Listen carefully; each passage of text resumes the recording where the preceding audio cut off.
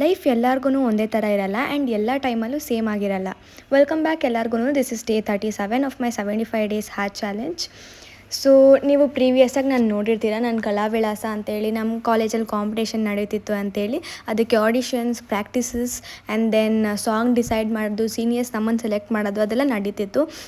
And ಇಲ್ಲಿ ಕೂಡ ಅದೇ ಥರ ಒಂದು ಸೆಷನ್ ಹೋಗ್ತಿದೆ ವೇರ್ ಟೀಚರ್ಸ್ ಮುಂದೆ ನಾವು ಆಡಿಷನ್ ಮಾಡಬೇಕಿತ್ತು.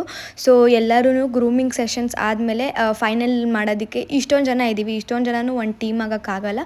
ಸೊ ಅದಕ್ಕೋಸ್ಕರ ಗ್ರೂಮಿಂಗ್ ಸೆಕ್ಷನ್ ಆದಮೇಲೆ ಈ ಥರ ಒಂದು ಆಡಿಷನ್ ಮಾಡಿದ್ರು ಆ್ಯಂಡ್ ಟೀಚರ್ಸ್ ಇದರಲ್ಲಿ ಸ್ವಲ್ಪ ಜನ ಸೆಲೆಕ್ಟ್ ಮಾಡಿದ್ರು where we have to walk, show and then ನಮ್ಮ ಇಂಟ್ರೋ ಕೊಡಬೇಕು. ಸೊ ದಟ್ ಅಲ್ಲಿ ಅವ್ರು ನಮ್ಮ ಬೋಲ್ಡ್ನೆಸ್ ಆ್ಯಂಡ್ ದೆನ್ ನಾವು ಯಾವ ಥರ ಇದ್ದೀವಿ ಏನು ಅಂತ ಎಲ್ಲ ಅಲ್ಲಿ they will decide and they will select us.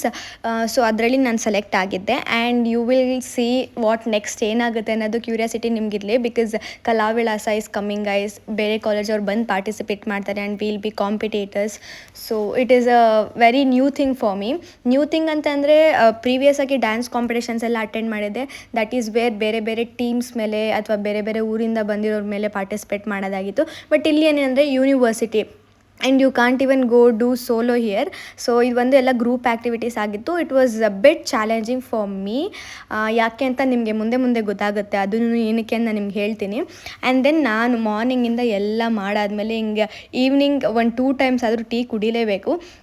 And ನನ್ನ ಟೈಮ್ ಎಲ್ಲ ಟೈಮಲ್ಲೂ ಸೇಮ್ ಆಗಿರಲ್ಲ ಅಂತ ಏನೇ ಕೇಳಿದೆ ಅಂತಂದರೆ, I was feeling literally very low, very ಅಂದರೆ ತುಂಬ ಲೋ ಫೀಲ್ ಆಗ್ತಿತ್ತು. So that is why my roommate ordered all those snacks for me.